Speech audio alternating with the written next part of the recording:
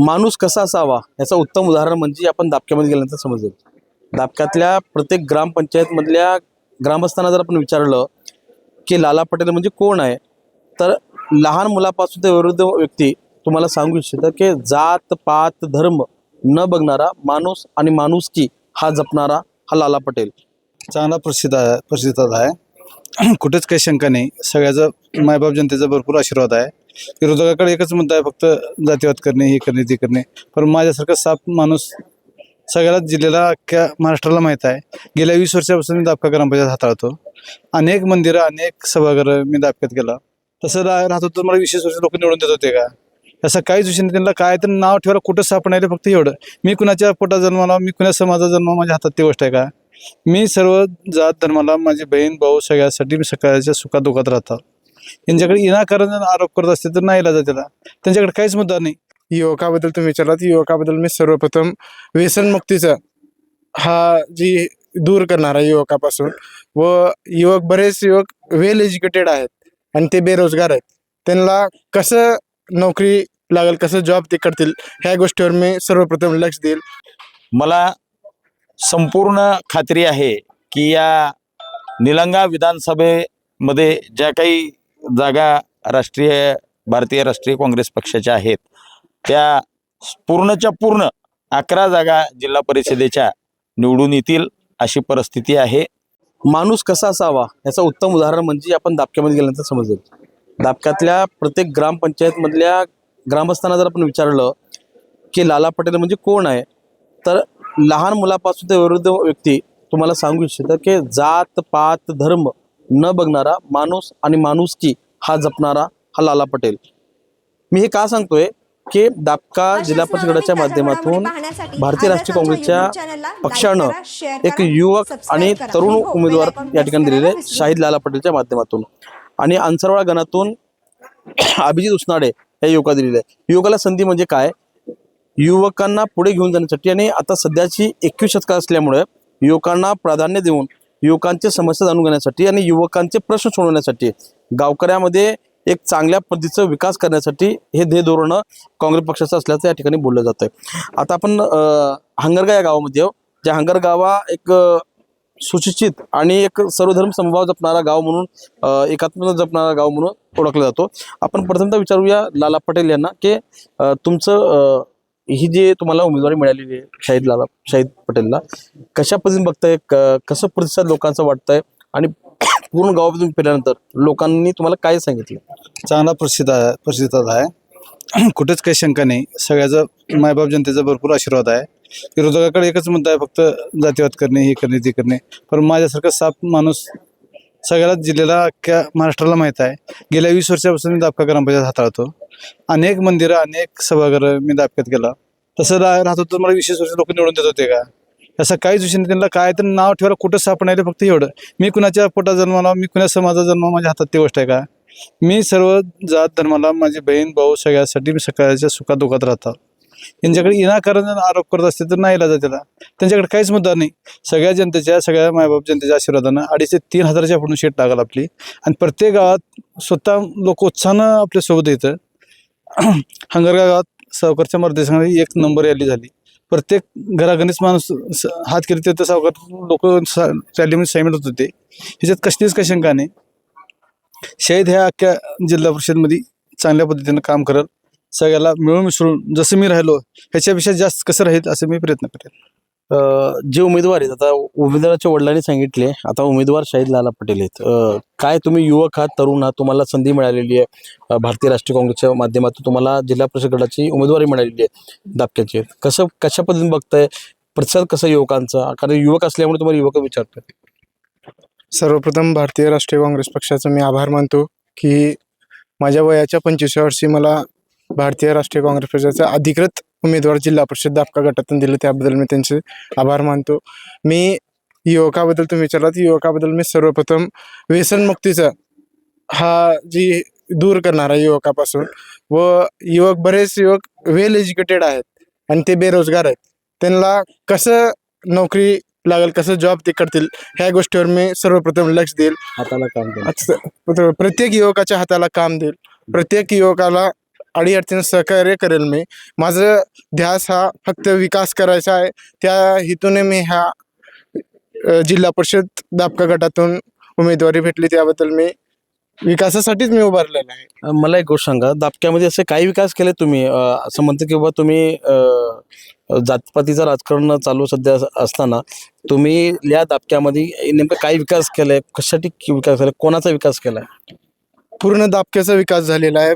प्रत्येक रोड असेल, नाली असेल, आणि प्रत्येक समाजाचा दापक्यामध्ये मंदिर केलेलं आहे, समाज मंदिर केलेलं आहे. तुम्ही प्रत्यक्षात जाऊन तुम्ही स्वतः पत्रकार म्हणून एकदा जाऊन फिरून बघा. तुम्ही पूर्ण जनतेला दाखवा की दापक्यात पूर्णपणे विकास झालेला आहे. कोणत्याही ठिकाणी राहिलेला विकास नाही. काही थोडंफार असेल तीही मी जिल्हा परिषदच्या माध्यमातून ती 100% करण्याचा प्रयत्न आहे. काय उदाहरण देता येईल का? कोणते कोणते विकास काय? बँक कॉलनीत केलेलं असेल, आईचं मंदिरासमोर सभागृह असेल, की समाज मंदिर असतील, रोड असतील, नाले असतील.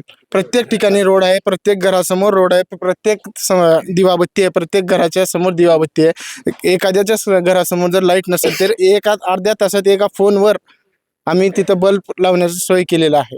आणि राहिला विषय ती जातीवादाचा, तर तसं जर आमचं असेल तर 20 वर्षापासून दापक्या ग्रामपंचायत आपल्या हातात राहिली नसती. आपल्या दापका ग्रामपंचायतीमध्ये फक्त बोटावर मोजण्या इतकी मुस्लिम समाज आहे. 400-500 मुस्लिम समाज आहे. टोटल मतदान 5,500 मुस्लिम आहे. 5,500 मतदान आहे, त्याच्यामध्ये 500 मुस्लिम आहे. तर तसं असता तर पूर्ण समाज आमच्या पाठीशी राहिला नसता ना. आम्ही 18 पगड जातीला सोबत घेऊन चालणारा भारतीय राष्ट्रीय काँग्रेस हा स्वतः जातभेद पंथ न पाळणारा पक्ष आहे. त्याबद्दल आम्हीही त्याच विचारायचं आहोत. आपले शिवाजी महाराज असतील, बाबासाहेब आंबेडकर असतील, पुण्यश्री अहिल्यादेवी असतील, व सावतामाळी असतील, बसवेश्वर महाराज असतील, सगळ्यांचा विचार मी घेऊन आणि त्यांचा वारसा मी जपण्याचं काम करेन. येणाऱ्या काळात मी भरपूर विकास करणार आहे. हा विषय माझ्या कुटुंबाला हे लागत नाही, कारण आम्ही फक्त विकास आणि विकासाच्या मुद्द्यावर मत मागत आहोत. ज्यांनी आता रॅलीमध्ये सर्व लोकांची गाठीभेटी घेतल्या, अत्यंत मोठा प्रतिसाद या ठिकाणी पाहायला मिळाला. असे सिरसीचे भूमिपुत्र असलेले, हंगरगाचे भूमिपुत्र असलेले ते सिरसी हंगरगाच येऊन तोंडात जिरवले. हंगरगा सिरसी चे भूमिपुत्र असलेले अंबादास जाधव सोबत आहेत. काय सांगाल, कसं वातावरण दिसतंय? कारण काय म्हणतंय हंगरगा सिरसी, तुम्ही असं म्हणलंय, काय हंगरगा म्हणतंय? एकंदरीत या जे काही या निलंग्याचे आमदार आहेत त्यांची जी काही फसवेगिरी आहे आता सर्वसामान्य लोकांना ती कळलेली आहे. या निलंगा विधानसभा मतदारसंघाला आदरणीय डॉक्टर शिवाजीराव पाटील निलंगेकर साहेबांचा इतिहास आहे. हा लातूर जिल्हा आदरणीय विलासरावजी देशमुख साहेब, आदरणीय शिवराज पाटील चाकूरकर साहेब, आदरणीय डॉक्टर शिवाजीराव पाटील निलंगेकर साहेब यांच्या विचारांनी बांधला गेलेला हा जिल्हा आहे. विकास आणि विकास या मुद्द्यावरच आता काँग्रेस पक्ष लोकांच्या समोर जातोय आणि पूर्ण जिल्हाभरामध्ये युवा नेते अमित भैया देशमुख साहेब यांच्या प्रेरणेनं एक सुनामी तयार झालेली आहे आणि त्याचं दर्शन लातूर महानगरपालिकेत झालेलं आहे. लातूर महानगरपालिकेची पुनरावृत्ती या जिल्ह्यामध्ये परत होणार आणि भारतीय राष्ट्रीय काँग्रेस पक्षाचा जिल्हा अध्यक्ष या जिल्हा परिषदेमध्ये जाणार. विरोधकाकडं आता कुठलेच मुद्दे नसल्यामुळं विरोधक हे भांबावलेले आहेत. त्यांना समोर पराभव दिसतोय.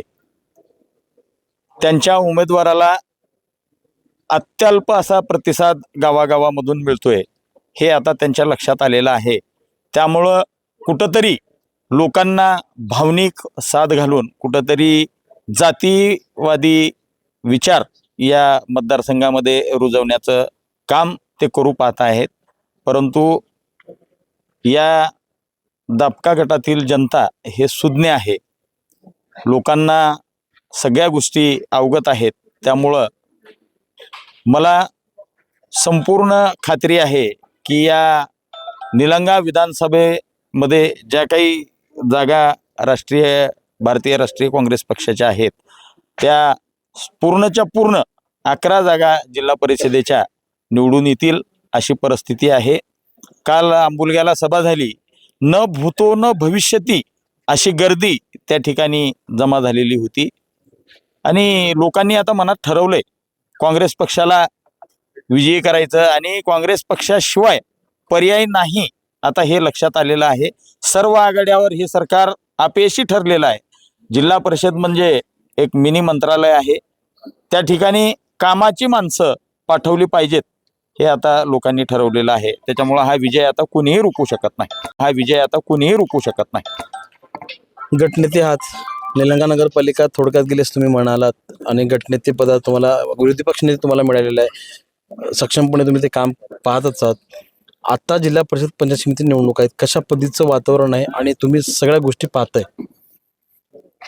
आता या जिल्हा परिषदेच्या निवडणुकी जे वातावरण आहे ते पूर्ण काँग्रेसमय वातावरण आहे. आता दापका गटातून आमचे नेते अंबादासजी जाधव आणि शाहीद अभिजित कृष्णाळे, शाहीद पटेल आणि लालाभाई पटेल हे उमेदवार आहेत. तरी मला आज ह्या अंगारगा गावातल्या रॅलीतून असं वाटते की अंबादास जाधव व लालाभाई पटेल यांच्या नेतृत्वाखाली अभिजित उसनाळे व शाहीद पटेल हे निश्चित चांगल्या मतानं खूप फरकानं विजयी होतील. आणि जे भाजपचे लोक जे हिंदू मुस्लिम किंवा जातीवादी करत आहेत त्याला बिलकुल ह्या दापका गटातली जनता ही थारा देणार नाही. कारण सुज्ञ जनता आहे. शिवाजी महाराजांना 18 पगड जातीला घेऊन स्वराज्याची स्थापना केलेली होती आणि जातीवादी जे आता प्रकार चालू केला आहे याला बिलकुल जनता थारा देणार नाही हे मी निश्चित सांगू शकतो तुम्हाला. हे काय सांगते त्यांनी की रयतेचे राजे छत्रपती शिवराय हे 18 पगड जातीला सोबत घेऊन चालणारे होते आणि त्याच्यामुळे ते राजे म्हणून, रयतचे राजे म्हणून त्यांची ओळख आहे. एवढंच नाही तर पूर्ण देशामध्ये छत्रपती शिवरायांचा आदरपूर्वक सन्मान आणि आदरपूर्वक नाव घेतलं जातो. याचं कारण असं की 18 पगड जातीला सोबत घेऊन त्यांनी काम केलेलं आहे. जे आता अंसरवाडा गणातून भारतीय राष्ट्रीय काँग्रेस पक्षाचे उमेदवार आहेत अभिजित उसनाळे आपल्या सोबत आहेत, कसं प्रसन्न वाटतंय? लोक तुम्हाला काय म्हणतात? मी आता ऐकलंय की आम्हीच उमेदवार, तुम्ही बरोबर आहे. नक्कीच कोणत्याही गावात जर गेलं तर लोक आशीर्वाद देताना म्हणत आहेत की बाबा तुम्ही काहीच काळजी करू नका, आम्हीच उमेदवार आहोत म्हणून आम्ही काम करत आहोत तुमचं, तुम्ही फक्त दुसऱ्या गावाकडे लक्ष द्या. आता हंगरग्यात आलो, अंबादास भाऊनं म्हटले तू काहीच टेन्शन घेऊ गावाकडे. आम्ही आता पहिली टाईम आहे आमची हे गावात यायची, तीही अंबादास भाऊला आग्रह करून देवाचं दर्शन घेऊन जावं म्हणून. सगळीकडे हा प्रतिसाद चांगला भेटत आहे. आज आमचे नेते अंबादास भाऊ मुळे आज हंगरगा नगरीतील वातावरण काँग्रेसमय झालेलं आहे. त्यांनी म्हणले काय म्हणते हंगरगा, हात म्हणते हंगरगा. नक्कीच काँग्रेसला हंगरगा गावातून अंबादास भाऊ लीड देतील. शेवटचा प्रश्न, तुम्ही सर्व देवस्थानाला भेट दिली, दर्शन घेतलं, नतमस्तक काही साकडे घातल्यात तुम्ही मारुतीला किंवा हनुमानाला काय? नक्कीच देवाचं दर्शन घेत असताना आमच्या जिल्हा परिषदातील सर्व जागा निवडून यावं ही ईश्वरचरणी प्रार्थना केलो व नक्कीच निवडून आल्यानंतर जनतेची सेवा आम्ही 5 वर्ष इमानदारीनं करू, एवढंच बोलतो. काय काय म्हणलं? जातीवादाबद्दल जे वार पसरवण्याचा प्रयत्न करतोय ते कधीच शक्य होणार नाही. हे लोक भाजपमध्ये तर ह्याच्या अगोदर लाला पडल्याच्या अगोदर आमचे जलील देशमुख आमचे हे होते, मेंबर होते. तर आम्ही त्यांनी कुठे हे न करता स्वतःचे पैसे घालून आम्ही त्याचा प्रचार केलो. वेळ प्रसंगी त्याला आर्थिक मदत करून जलील देशमुखला आम्ही निवडून आलो. त्याच्यानंतर त्यांचा वारसा लाला पाटील चालवत आहेत. बँक कॉलनीत मी चेअरमन आहे. लाला पाटलानं बँक कॉलनीचा कायापालट करून टाकलेला आहे आणि जातीवाद वगैरे त्याच्यापाशी काहीच नाही. सर्व धर्म आणि मानणारा माणूस आणि पुरोगामी विचाराचा माणूस आहे.